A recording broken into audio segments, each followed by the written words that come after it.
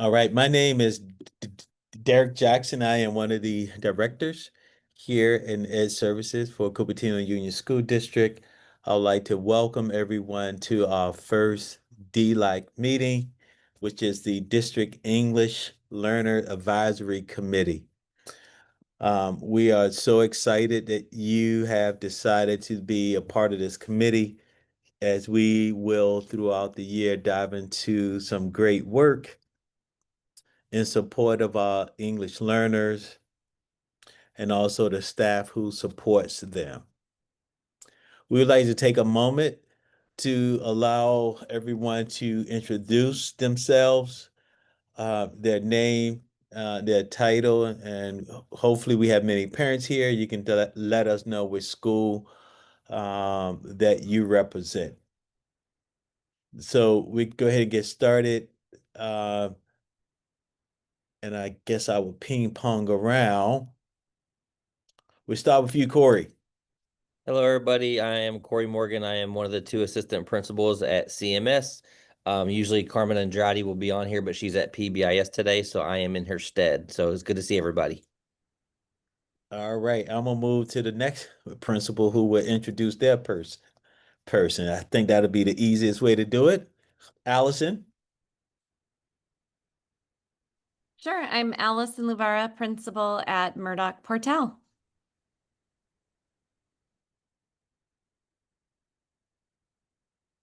And if there are any other people from Murdoch Patel, you can introduce yourself. If not, we'll move to the next. Hi, my name is Bonnie Lamb. I'm one of the parents at Murdoch Portal. All right, welcome. Thanks. Mary. Good morning. I'm Mary Enright. I'm the principal at McAuliffe. And if there are any parents from McAuliffe, please introduce yourself. All right, moving on. Mandy. Hi, I'm Mandy. I'm from Lincoln. I'll be represent. Nice to meet you. All right, welcome. Kiari. Hi, my name is Kiri Kim. I'm a parent at the Vargas Elementary. Nice to meet you. Nice to meet you, and thank you for correcting me on how to say your name. Thank you. Christy. Hi, my name is Christy Wilson. I'm a parent at Kennedy. All right, welcome. Anots.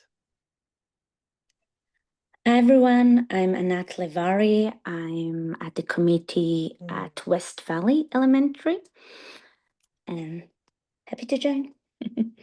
All right, well, welcome. Bonnie. Yeah, we already did me. I'm Murdoch Portal parent. Oh, that's right. I'm sorry. No worries. You.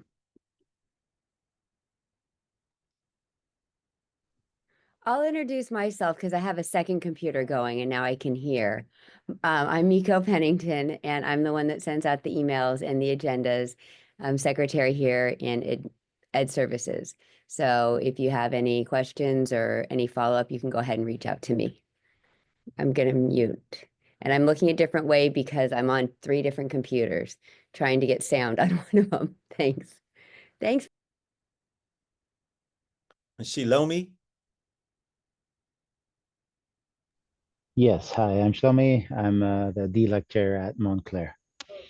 All right, welcome. I am getting a test today. All right, who did I miss? Sandy?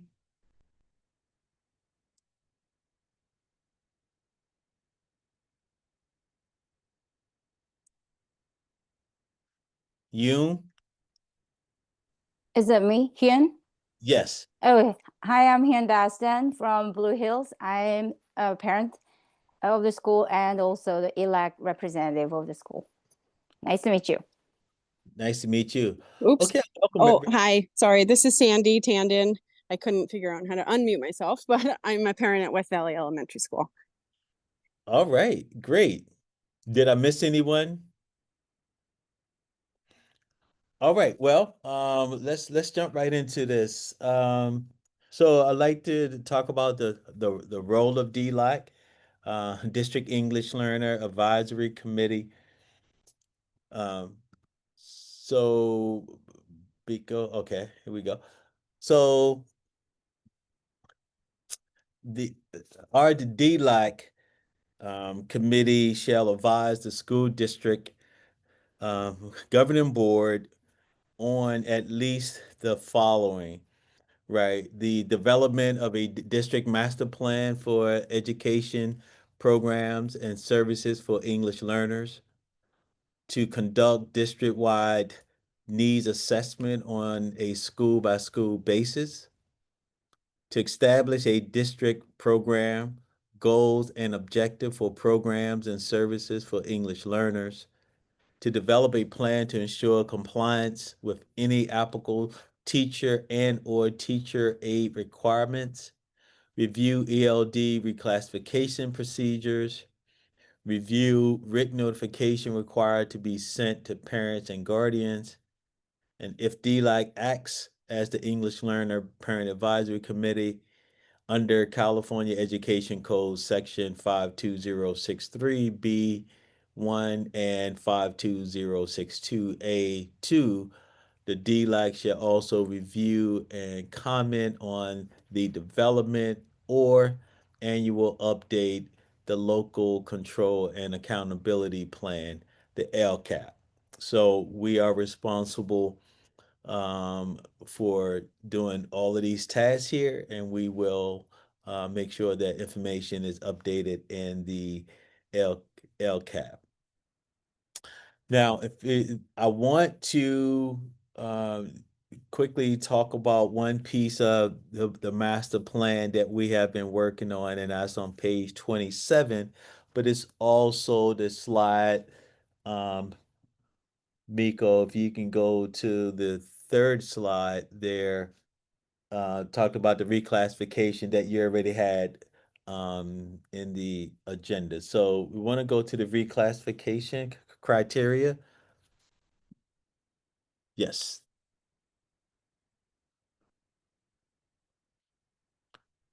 So, I want to take a moment to talk about this, and I'm going to need your input as well. So, for students to be reclassified in elementary school, once they, and I'm gonna walk you through the process, what it means to even get to this point. Um, the students in elementary would have to score a level 4 on the LPAC. They would either be reclassified by the school district by their scores on the CAFs, or meets or exceed on their iReady. They would also score a 2.5 on the writing assessment, which is at or near grade level, and teacher input. What I want to focus on for this meeting is the middle school criteria, because they have to score level 4 on LPAC and also score 3 on the CAS, and NWEA, which is new this year, meets or exceeds standards. And then the rest is the same as elementary school for the writing assessment and teacher input. The purpose of this meeting is that this year, we moved away from the iReady requirement at middle school to the NWEA requirement for middle school. And that was something that the DLAC team committee began to discuss at the end of the school year. I was not a part of the DLAC committee last year. This is new for me.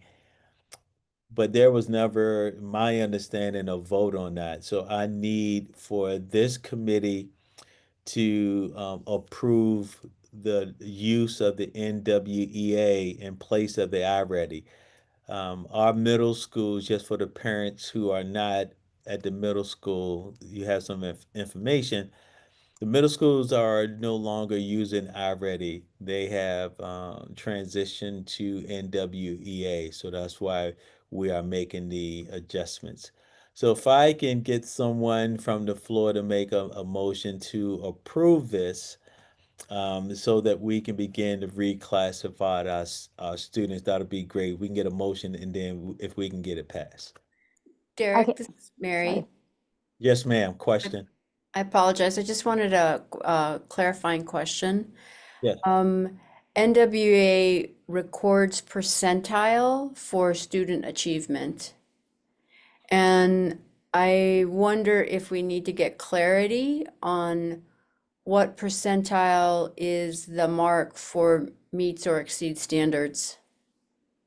Good question. So it's going to be the 60%, and that's aligned, and I can give you those scores. So at the 60%, it also shows that if a student score at least 60% on the NWEA, that they are on track to pass the LPAC. So 60th percentile. Yes. Okay, so that is the marker for. Yes. Okay, thank you for that clarifying. No problem. Thank you.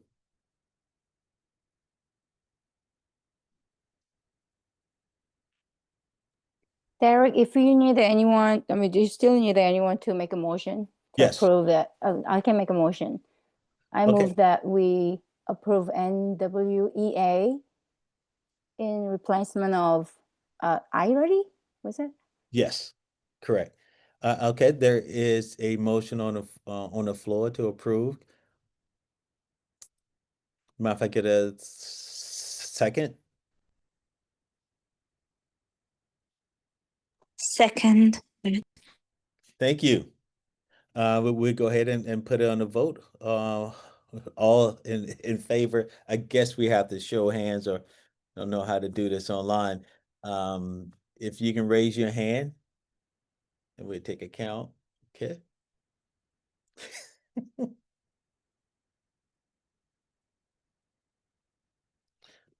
All right. Any nays? Any discussion?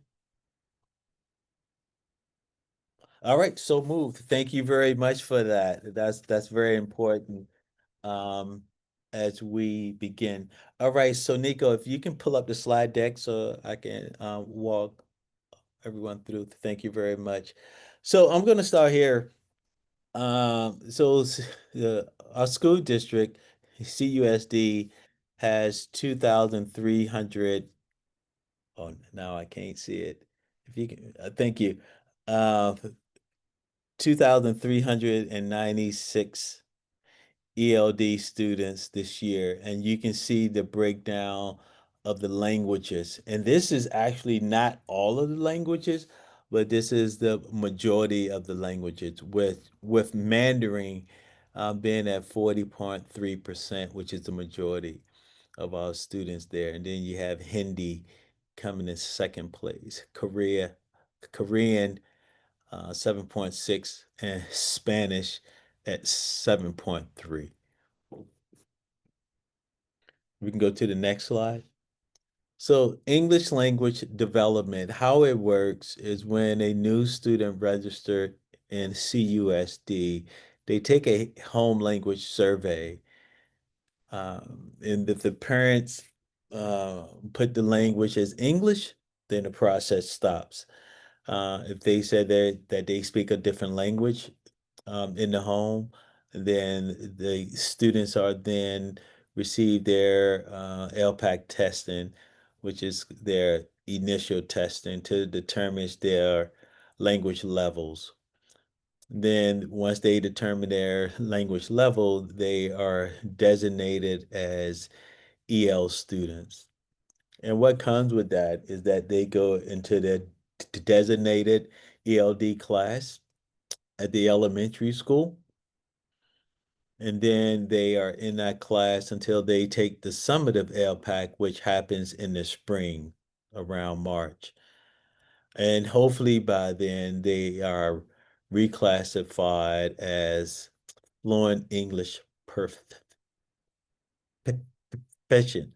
And that's what we hope for, that kids are able to learn a language. And it's not just doing the designated EL time, it's also doing integrated, which is in all of their other subjects.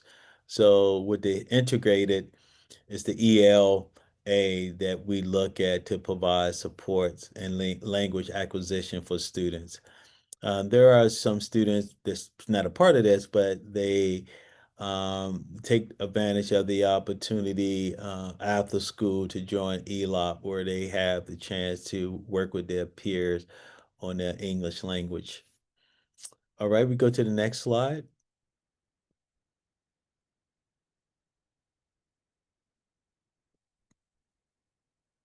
All right, so let's talk about the home language. Like the questions are, what language did your child learn when they first began to talk? What language does your child most frequently speak at home, and which language do you, the parent and guardian, most frequently use when speaking with your child, and which language is most often spoke by adults in the homes? So, if a child, even if a child is born in the USA, if the parents are speaking Mandarin, more than likely the student is going to speak it as well. Can you go to the next slide? Thank you. The LPAC is used to determine the English language of students whose primary language is not English. The LPAC has two parts. The initial, which assesses new students whose primary language is not English and have never been previously identified as English learners. And then the summative, which I spoke earlier about, that happens in the spring, used to annual assess students who have been identified as English learners. There's 4 areas of the LPAC, that assessment: listening, speaking, reading, and writing. Can you go to the next slide? LPAC performance level descriptors and ELD standards. So when your child take the LPAC, if they are level 1, it's called emerging. Someone asked if you had a slide deck. Yes, it should be linked to the agenda. Oh, well, it will be. I can make sure that you have it. Level 2, level 3, and level 4. Go to the next slide. Let me explain these levels. Level 1, level 4 ELs at this level have well-developed oral or written skills. They can use English to learn and communicate in meaningful ways that are appropriate to different tasks, purposes, and audience in a variety of social and academic contexts. Level 3 ELs at this level have moderate developed oral and written skills. They can sometimes use English to learn and communicate in meaningful ways in a range of topics and content areas. Level 2 ELs at this level have somewhat developed oral, that means the listening and speaking, and written skills. They can use English to meet immediate communication needs, but often are not able to use English to learn and communicate on topics and content areas. In level 1, ELs at this level have minimum development or in written English skills. They tend to rely on learned words and phrases to communicate meaning at a basic level. Next slide, please. So ELD in the classroom, the integrated focus on the Common Core State Standards, the ELA, and provide to all EL students throughout the school day in all subject areas. ELD standards are used in tandem to focus on language instruction. And then your designated focuses on the California ELD standards, develop critical language skills students need for content learning in English, and provided for all EL students by a certificated teacher with a CLAD credential. And here at the bottom, you'll see some resources that we use to support kids. Our I Ready to Read 180 at the middle school, Imagine Learning at the elementary school, and our EL Achieve, which is our curriculum for our designated EL course. All right, next slide. Okay, so I've already talked about this. This is what I needed you all to vote on for the middle school, but the elementary criteria is here. And so the elementary students, we will be looking at reclassifying them as we continue to look at their data and receive teachers' feedback throughout the year. But our summative will take place at the end of the year in the spring. Next slide, please. All right, so parent involvement. So you have the opportunity, or you already had your meetings at your school with your school site council and your ELAC team. They actually can work together here. The school site council develop and review school plan for student achievement. Uh, they also get input from other advisory councils and committees and establishing and maintains bylaws, while the ELAC advises the principal on EL services and program. ELAC also advises the school site council on the development of the school plan, SIPSA, and the ELAC also provide guidance to the district English Advisory Committee, DELAC. So hopefully all of your ELAC parents are coming to the DELAC meeting here with great recommendations on how to improve instruction at the school site. Next slide, please. I think that's it. So I talked about the role of DELAC, and the next slide I think is the last slide. Oh, that may have been the last slide. Thank you. So there's something else I want to talk to this committee about, not to take up much more of your time, but really just wanted to introduce myself as the point person here at the district office. Your principals will be working closely with you, and we'll be working on this master plan that we will be updating throughout the year, probably at our next meeting as well. Well, one of the things I want to talk about is that our district is in the middle of SIGDIS, and we're really looking for some parents to be a part of that team as well. I know you all have made a commitment to be a part of the DLAC, which we are so thankful for. But if you also would like to be a part of our SIGDIS, where we look at our Hispanic students that have been over identified for special ed, and also who have been suspended, we would love to have parent input, not just for just the Hispanic students, but all students, especially our EL students. Like, what more can we as a district do to support students and families?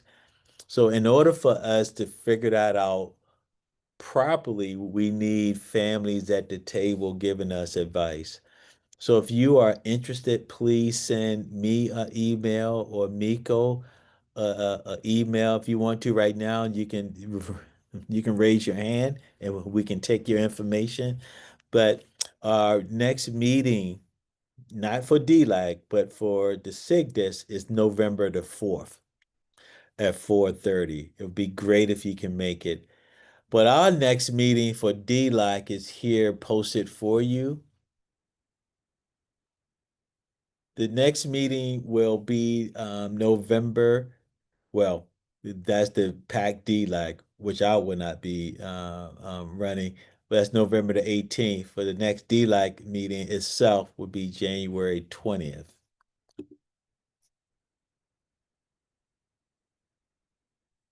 So you see my email address in the chat. So if you want to email me and get more information about what SIG this is, please do so. If you have questions about DLAC, I can open up the floor now, or you can email me as well. So that's my short presentation for today. I want to again thank you for being a part of this committee. You understand your role as a committee member here, and we look forward to moving all of our students towards being reclassified and scoring well on all of their assessment, and really just having a great time as a young person in the school district. Are there any questions at this moment that I can attempt to answer for you? Yes, if we want to suggest a topic for this committee to discuss, how do we do that? You can email me. Okay. Yes. That would be great. All right. Well, thank you all for your time. Have a great remainder of your day on purpose, and I will see you again on January 20th.